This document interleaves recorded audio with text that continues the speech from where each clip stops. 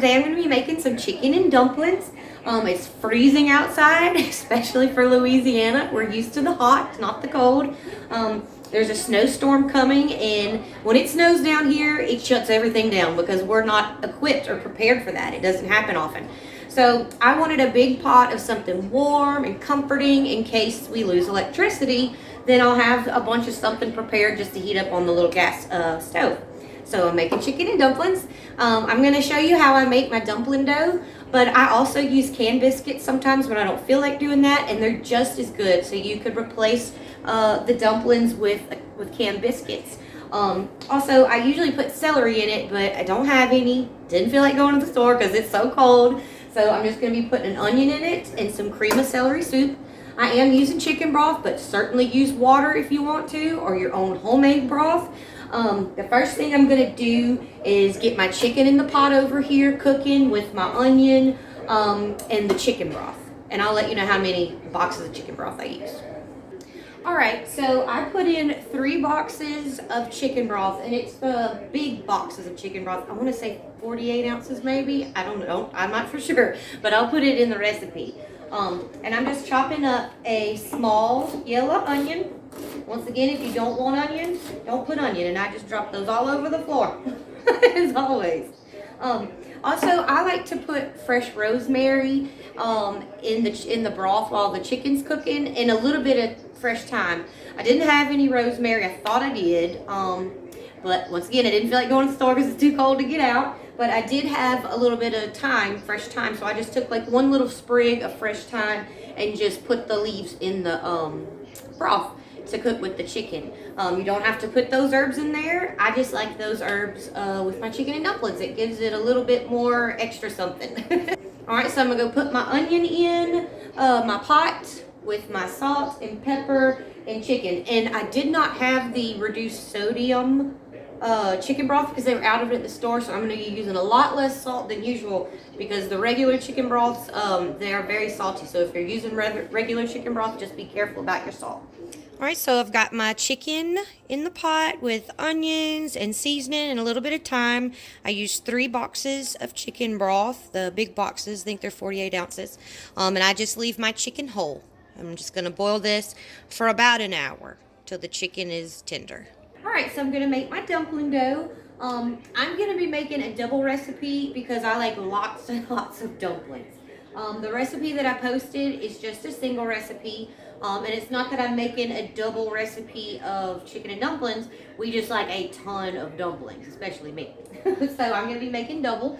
The first thing we need to do is put 4 cups of flour into a bowl. And this is just regular all-purpose flour. 1 teaspoon of baking powder. And 2 teaspoons of salt. Now I'm just going to whisk all that together. Alright, once you mix that together, what you're going to want to do is form like a little well in here. Like a little hole, a little well with your spoon or your hand right in the center of there. Alright, now you can use a spoon at first, but eventually you're going to have to use your hand. Like I said, if you're going to be a good cook, you got to get your hands dirty sometimes. So I'm using 1.5 cups of chicken broth.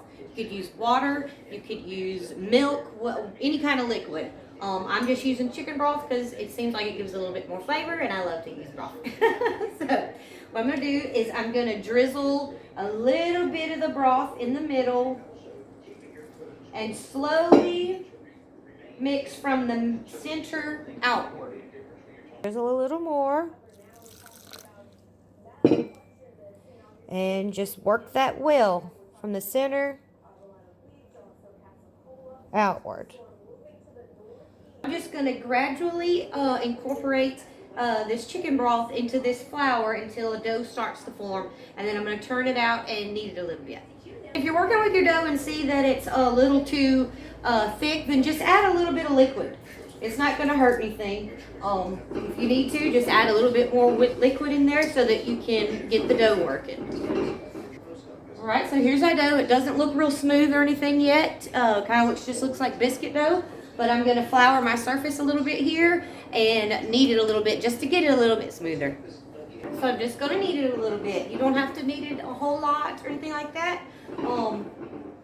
Just a little bit to get it, make sure that it's all incorporated in there real good and just kind of smoother, you know. But it's not like baking bread. You don't have to like really knead it a whole lot. Just knead it enough to make sure that all that flour is mixed in there real good. So that's probably all I'm gonna do to this. Let's see. Yeah. See, and like it doesn't get super smooth like a bread dough or anything. And that's okay. You know, it's not gonna hurt anything, and you're not gonna know whenever you eat the dumpling. I'm gonna work with half of this at a time, and maybe even a fourth of it at a time. Yeah, I'm gonna cut that into fourths, because remember that is a double recipe. I'm gonna cut that into fourths, just to make it easier to work with, because my counter is not very big. So, I'll lightly flour my surface in my rolling pin, my hands, and we're just gonna roll this out. Some people like their dumplings really thin. Some people like them really thick. However you like your dumplings, then roll them out to that thickness. My grandmother hated really thick dumplings. She liked them very thin. And I like them like that too, but sometimes I like a really good thick dumpling. And the people that are here are going to be eating this today, they like thick dumplings too. So today I'm going to be rolling them a little bit thicker.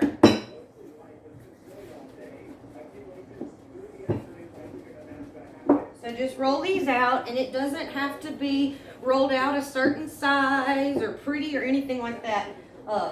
Chicken and dumplings is such a rustic, down-home dish that it doesn't matter what it looks like. So it doesn't matter what your dough looks like when you're rolling it out. And I don't know if you can tell, but that's about as thick as I'm gonna roll mine out. So that's as thick as that's as thin as I want them. So now I'm just gonna cut them. And like I said, it doesn't matter what they look like. You know, try to get them close to all the same size, but they don't have to be perfect.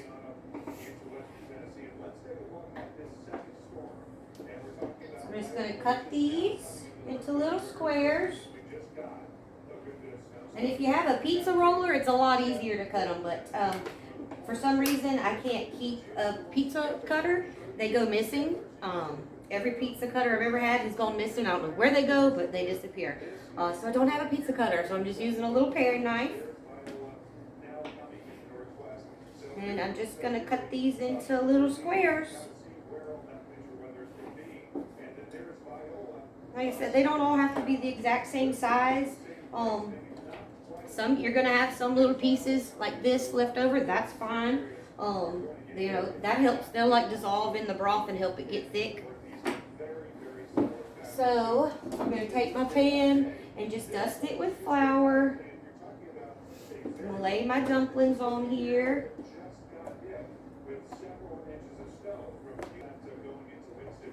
Alright, so I just lay them on a pan or a plate or something like that. And then I dust each layer of them. I dust with a little bit of flour just to keep the next one I put on here from sticking together. And also that flour gets attached to the dumplings and it makes your sauce nice and thick.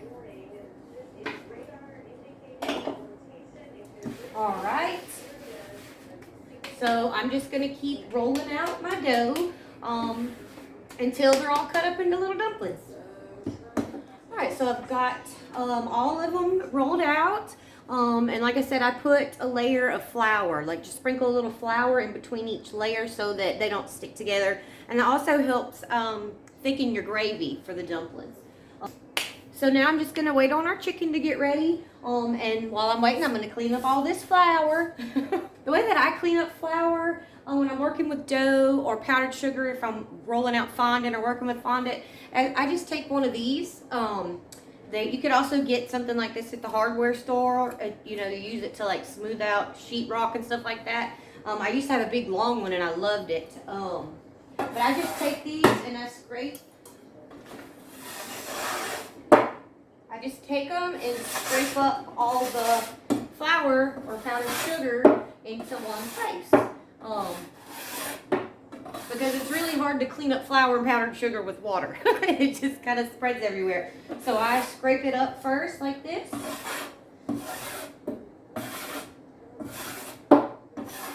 And just into the trash can.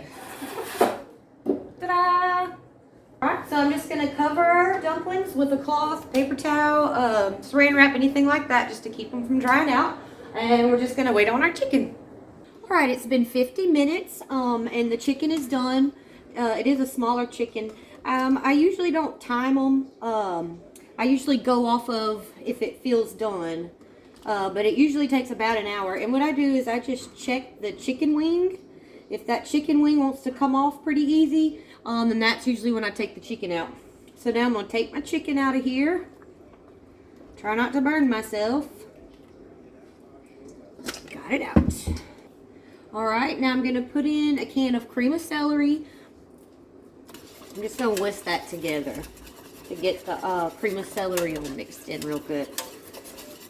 It's getting so cold outside. It hasn't started snowing yet. I'm going to add a little bit more black pepper because I do like a lot of black pepper in my chicken and dumplings, and so does someone else here.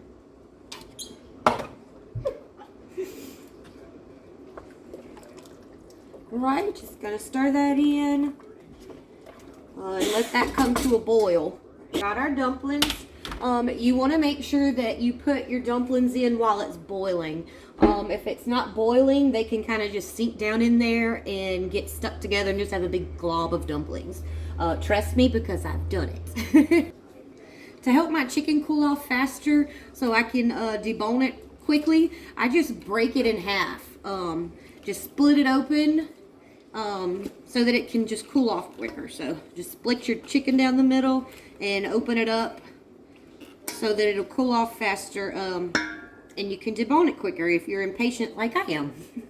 This is boiling, so I'm going to start putting my dumplings in. Just start dropping them right in. I put a few of them in, probably about 10 of them, and then I stir it just a little bit.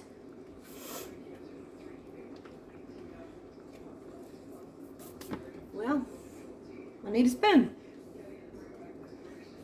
Alright, so just drop a few in at a time and give it a stir, just so that they can get separated. Make sure they're not stuck together. Just gonna put all these dumplings in. Alright, so I've got all my dumplings in there.